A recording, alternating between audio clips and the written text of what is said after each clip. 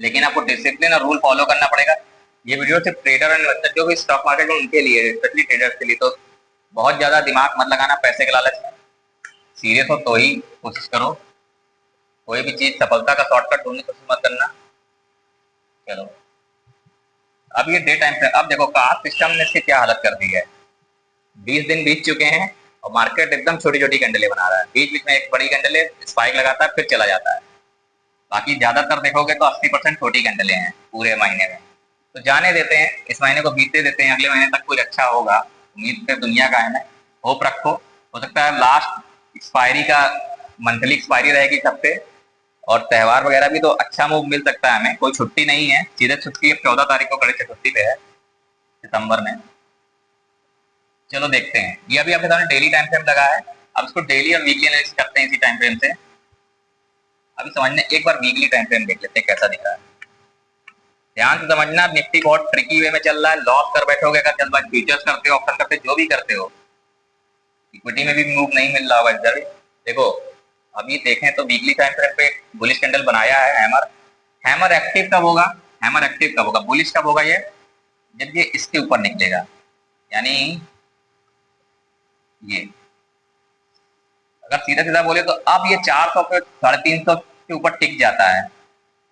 ठीक है, 350 के ऊपर टिकता है ये, तो ये अच्छा खासा। फिर देखो 375 के ऊपर ये बुलिश बायर को कंट्रोल करना शुरू करेगा, फिर 400 को ब्रेकआउट करके फिर तेजी से मूव करा सकता है ऊपर की ओर। चलो इसी टाइम फ्रेम पे एनालिसिस कर लेते हैं। वीकली टाइम फ्रेम पे पूरी एनालिसिस दे देते हैं पूरे हफ्ते के लिए। देखो वीकली कैंडल के ऊपर है, यहाँ पे कैंडल क्लोज अभी कहाँ किया है ये भी देख लेते हैं। अभी देखो 250 के आसपास क्लोज किया है मेरे ख्याल से। अभी देखो ये वीकली कैंडल मान लेते मार्केट यहीं गैप अप थोड़ा बहुत खुला या फ्लैट खुला या गैप डाउन खुला, हल्का हुआ यहीं पे खुला वीकली टाइम फ्रेम पे। अब देखो किस तरह से ट्रेडिंग करनी। अगर वीकली लो पे ब्रेक आएगा, बीरिश कब होंगे हम लोग पहले चर्चा कर लेते हैं, उस पर भी पहले बुलिश पे चर्चा कर लेते हैं। अगर अब ये 24,365 को निकालता है तो हम बुलिश हो जाएंगे। हमारा टारगेट हो जाएगा 24,425, 24,460, 24,510, 24,555, इस तरह से टारगेट बन जाएगा अगले हफ्ते के लिए। देखो बहुत ज्यादा मूव, अभी मंथली एक्सपायरी तो बहुत ज्यादा मूव की एक्सपेक्टेशन मत करो। मे भी 600 भी जा सकता है, ऐसा नहीं है। 24,605, 600 को भी टेस्ट कर सकता है। तो इस तरह से इतना टारगेट अभी रखते हैं क्योंकि कास्ट सिस्टम का इंपैक्ट ज्यादा है, तो अभी इससे ज्यादा टारगेट नहीं रखेंगे। 365 के ऊपर निकलता है तो ये फिर बुलिश हो जाएगा।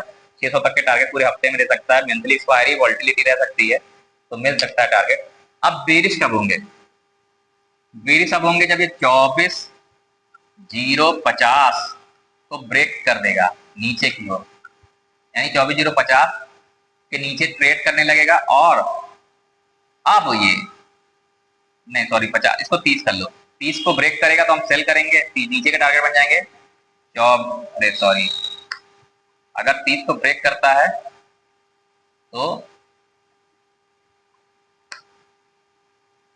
24,605 और 24,030 को अब ब्रेक करता है। अभी इसके ब्रेक किया था लेकिन लास्ट में ब्रेक किया था, इसलिए 25 से 30 सपोर्ट होता है, जाने दो। अब अगर 25-30 को ब्रेक करता है, यानी 30 के नीचे जाता है, 24-30 के नीचे, तो हमारा टारगेट बन जाएगा 23,955। अगर 30 को ब्रेक करता है, एक कैंडल क्लोज कर देता है 5 मिनट, तब करना है। और 23,800, 23,750, ये टारगेट आपको मिल सकते हैं आने वाले समय में। ठीक है, नीचे की ओर लगभग वॉल्टिलिटी रह सकती है। मंथली एक्सपायरी तो देख के करना ट्रेडिंग, इस तरह से चल सकता है। अभी के लिए इतना ही है व्यू।